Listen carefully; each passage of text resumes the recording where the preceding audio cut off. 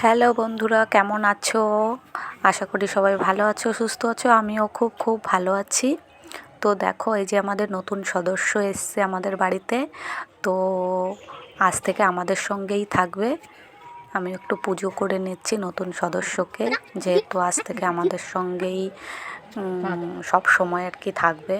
ঘুরিয়ে দেখিয়ে দিচ্ছি কেমন হয়েছে, জানিও কমেন্টে।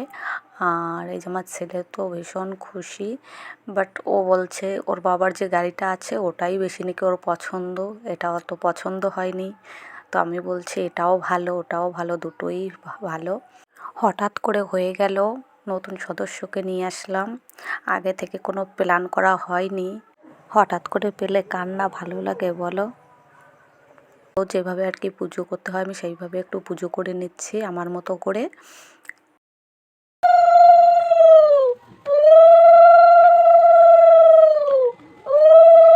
যেহেতু এটা হঠাৎ করেই নেওয়া হয়ে গেছে, তো ভীষণ খুশি লাগছে, ভীষণ খুশি কি বলবো।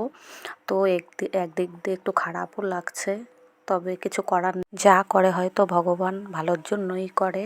আমার নতুন সদস্য ঠিকই আমার কাছে, বাট এর আগেও আমি নতুন সদস্য পেয়েছি। আমার দাদা আমাদেরকে গিফট করেছিল, তো সেটা বিয়ের আগে। আমি এখন প্রণাম করে নিচ্ছি।